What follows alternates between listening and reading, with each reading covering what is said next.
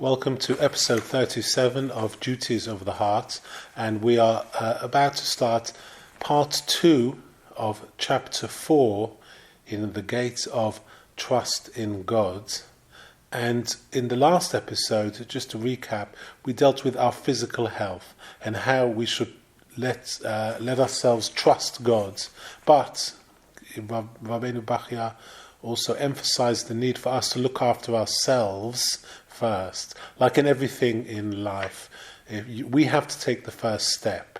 And God, once we take the first step, will put all his weight behind us and be the wind in our sails. But we, as human beings, must take the first step. So we have to be proactive in looking after ourselves, even though God will have our backs. But in this episode, we're going to deal with how we have to trust God in matters relating to a person's possessions and in business and other things. So let's begin. Rabbi Bachya starts. Now let us take up the second group, the matters relating to a person's possessions, his sources of income, his business dealings in commerce, handicrafts, business travel, high office, salaried work, civil service, royal service, financial management, property leasing, credit business, serving as a scribe, other services, crossing deserts, undertaking sea voyages, and similar occupations in which men engage to accumulate money and lead a life of luxury.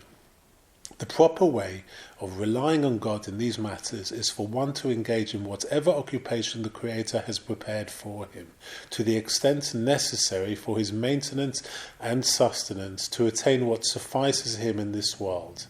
If the Creator ordains more for him, it will come to him without trouble or effort, provided he relies on God for it and does not overly pursue natural means or rely on them in his heart. If no more than his subsistence has been decreed for him, even if all those in heaven and on earth were to try to increase it, they would not succeed in any way or by any means. And if he trusts in God, he will find peace of mind and tranquility of soul, for his allotted portion will not be transferred to another, nor will it come earlier or later than the appointed time. And now Rabbi Bahya is going to warn us, if one supports others, one must be aware of three things. So he continues, sometimes the Creator so orders it that many people obtain their livelihood through one person in order to test that individual whether he will serve God or rebel against him. For such a position presents him with one of the most powerful sources of trial and temptation a person could face. A king, for example, supports his army and servants, so also high officials, ministers of state and deputies are surrounded by groups of their servants, attendants, officials, wives and relatives. They make every effort to raise money for their dependents, employing means that are good and bad. The ignorant one amongst them commits three errors. First, in accumulating wealth, he takes by shameful and wicked methods what the Creator decrees is his to take.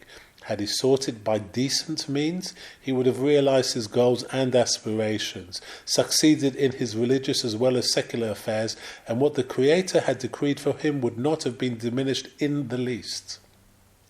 His second error consists in thinking that all the wealth he acquires is meant for his own sustenance. He does not realize that there are three types of income. First, there is income for one's own needs. This God assures to every creature that has a spark of life, to the end of days. Second is the income for the needs of others, for example, his wife, his children, his servants and attendants and the like.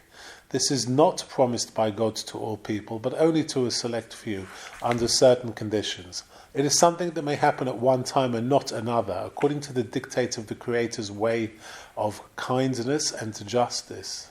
Third is income to be held as wealth.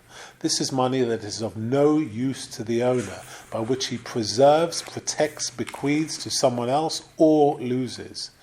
The ignorant person thinks that all the wealth decreed to him by the Creator is meant for his own satisfaction and physical maintenance, and so he is eager to acquire it and works hard for it, while it may turn out that he has accumulated it for his successor, his widow's next husband, his murderer, or his greatest enemy. His third error is that he provides others with their income, as ordained for them by the Creator through his agency, reminds them of his favour towards them, as if it were he that provided them with the income, supported them, and showed himself benevolent towards them, and expects them to thank and praise him profusely and be subservient to him. He becomes arrogant, proud-hearted, and haughty, and feels no gratitude to God for this privilege.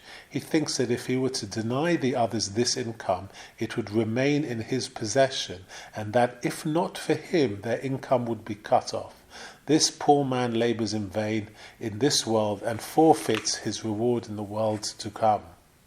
The intelligent individual acts on all three accounts in a way that accords with his religious and secular interests. In regards to income and possession, his trust in what is in God's hand is stronger than his trust in what he controls himself, because he does not know if the latter is income provided him for his own needs or is merely placed in his care. He attains honour in this world and a fitting reward in the world to come, as it says in the psalm beginning, Psalm 112, "Sing praise to God, happy is the man who fears God." And now Rabbi Bachya continues this subject by discussing the mistake of seeking honour through wealth. And Rabbi Bahya continues, "There are types of people who make the effort of acquiring great wealth only for the love of honour and to make a name for themselves, so that no matter how much they have, it is not enough for them.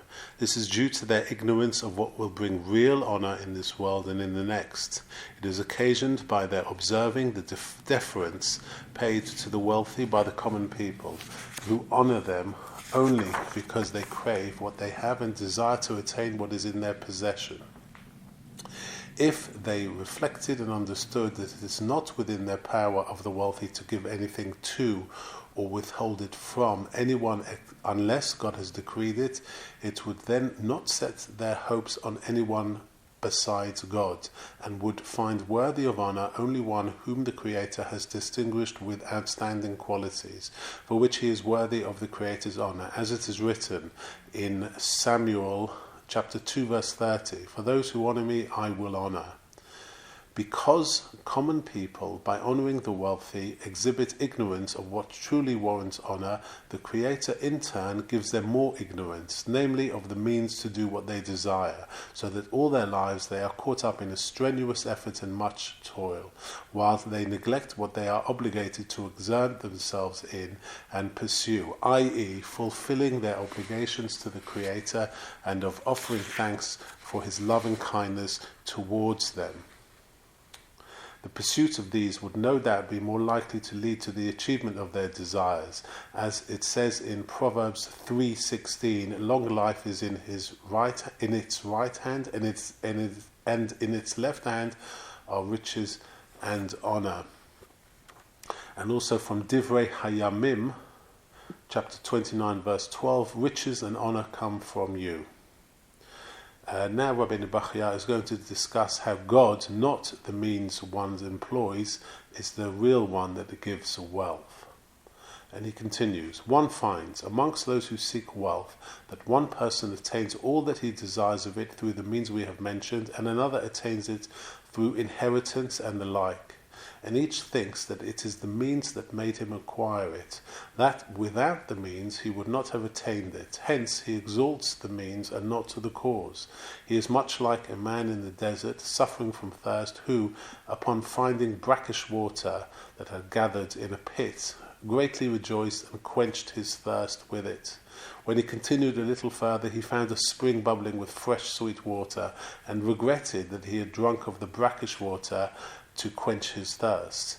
So it is with a wealthy man who acquired his wealth through certain means. If those means had not been available to him, he would have acquired it through other means, as previously explained. And it says from Samuel chapter 14, verse 6, "For nothing can prevent God from saving, whether by many or by few." So we are urged to place our trust in God for our sustenance. And next episode, we're going to deal in more aspects of trust in God in regards to livelihood.